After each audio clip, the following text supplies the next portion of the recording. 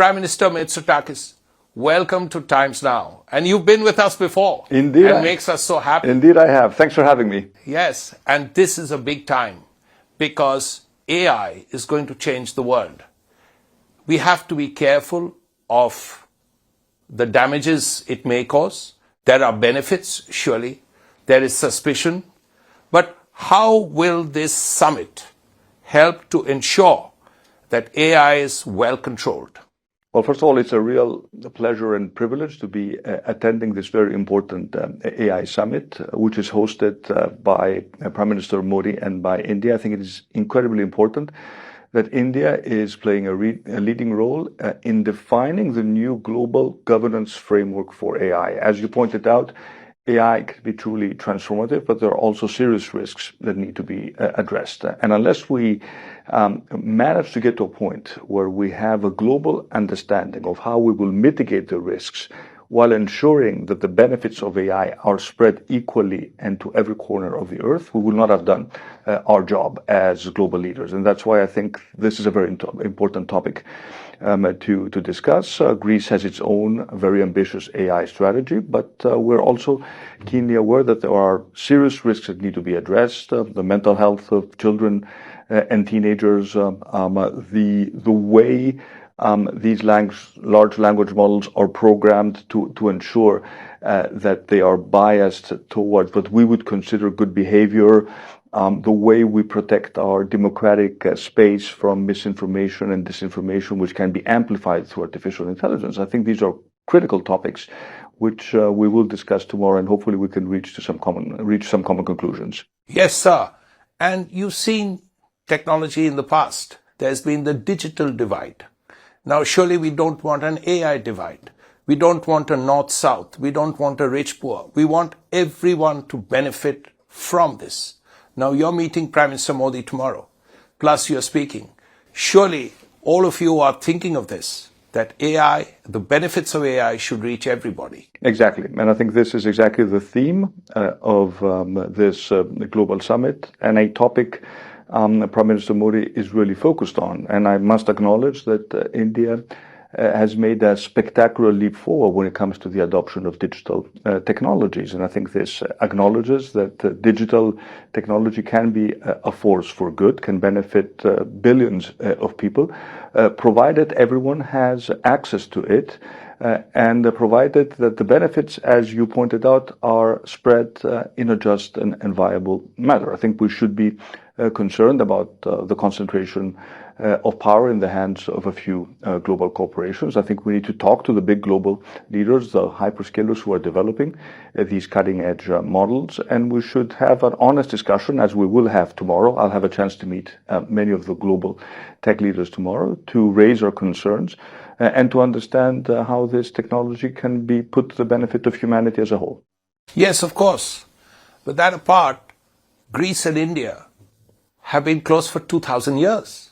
The people of two countries. And also, as you know, both countries now have a strategic relationship. You and the Prime Minister are friends. You've been here twice. He's been to Athens. Do you see the strategic relationship going forward? What are the 2 or 3 big things that lie ahead? Well, first of all, even when it comes to AI, going back into the depth of our philosophical thinking, and I'm talking both about India and about Greece, I think can give us very useful ideas and cues about how to think regarding the ethical implications of AI. This is not only about artificial intelligence, it's also about ancestral intelligence, and both Greece and India have plenty of ancestral intelligence to leverage. But when you talk about, certainly. But when you talk about the strategic partnership, I set a very clear target when I was elected for my second mandate to significantly strengthen the strategic partnership between Greece and India, and I'm glad to report that we are definitely moving in the right direction. There are obvious and significant synergies between our two countries that go way beyond our very close civilizational ties. Greece is the closest continental European country to India. So when you talk, for example, about the IMEC project, to which I attach great significance. There are lots of projects that would benefit both India and Greece when it comes to connectivity. Areas such as shipping, areas such as foreign direct investment by Greek companies into India, but also by Indian companies into Greece. GMR is, as we speak, I visited the site a few weeks ago, is building the second largest airport in Greece. We have non-stop flights now between Delhi and Mumbai. Indigo has already started flying. Aegean will start very soon. The potential to significantly strengthen our tourist ties is absolutely there. We want to be the preferred destination for Indian tourists in Europe.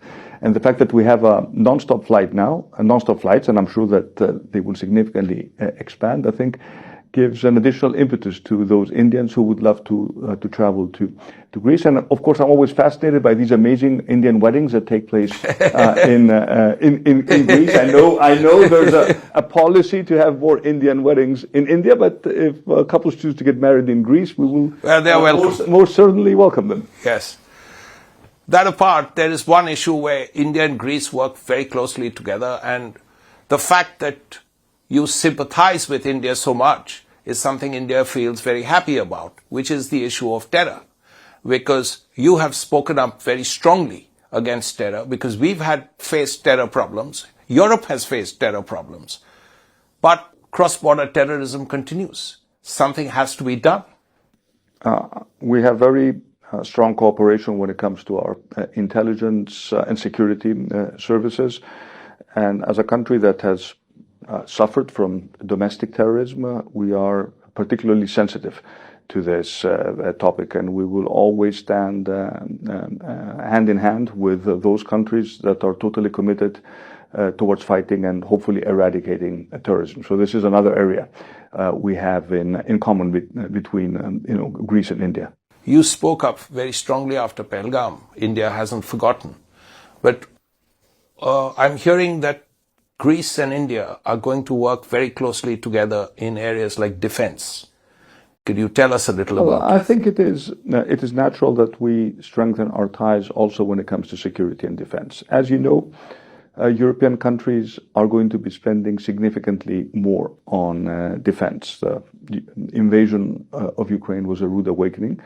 Greece has been a country that has always spent more than 2% of its GDP on defense, so we are, I would say, ahead of the curve. But as new technologies are emerging, as we're looking for cost-effective solutions to address our new defense challenges, I believe that this is an area where we can build significant ties. We also share some common platforms. For example, both India and Greece fly the French Rafale planes. So this gives us potential to further strengthen our ties, both when it comes to exercises, but also to bring together our defense industry. And for those Indian companies looking to invest in Europe, Greece should be a prime destination to attract investment by Indian companies that would like to establish a manufacturing presence in Europe. The navies also work closely together, as you know. Yes, both navies, and of course, I should also stress that Greece is a leading shipping nation. India has big aspirations when it comes to shipping. So protecting freedom of navigation is a joint critical priority. When you just look at the route that the ships have to take to reach Greece from India or to reach India from Greece, they're going through some treacherous areas. So making sure that we work hand in hand to defend international law, and in particular the international law of the seas, and to defend freedom of navigation is a joint priority that both our governments share. Greeks and Indians have known each other for over 2,000 years. Now comes something that will link the two countries closer. And I'm referring to the IMEC, the India, Middle East, Europe corridor. Now that tensions in the Middle East are a little lower, things are easier, is there any possibility of a go-ahead or further movement? Will you discuss this with Prime Minister tomorrow? Of course, we will discuss it. And I do also hope that we will see even more Indian investment in Greek infrastructure. For example, investments in our ports. Greece is a natural entry point to serve both southeastern, but also central and eastern Europe. And of course, if we really want to add substance to the IMEC concept, we need to look at those new trade routes, whether we're talking about physical goods or whether we're talking about digital infrastructure. For example, Greece is already building, as we speak, a new digital cable that will connect Greece to Saudi Arabia. The natural extension of the cable will be to Southeast Asia, and of course, it will also branch out to India. What I'm saying is that some of these IMEC projects are already materializing, and Greece and India are and should be, of course, at the forefront. Natural partners, you would say. Yes, and of course, as we also are looking to strengthen the ties between India and the European Union, we all stand to benefit. I was very aggressively lobbying the European Commission to move ahead with the free trade agreement, and I was very happy that in principle this has been agreed between Prime Minister Modi and the President of the Commission, Ursula von der Leyen. I think this is a great opportunity for Indian exporters, but it's also a great opportunity for European and Greek companies to access the Indian market. Let me just give you one example, olive oil.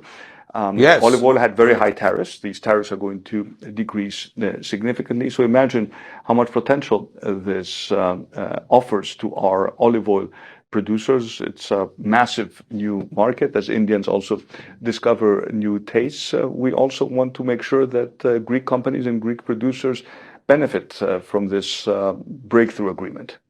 Greek mythology is read all over India. The same probably applies to Indian mythology in Greece, not to speak of a common history, a common culture. So surely you would expect closer ties that are cultural in nature in the near future. Is this something you're looking at? We will see this happening as the ties between our two countries are becoming stronger.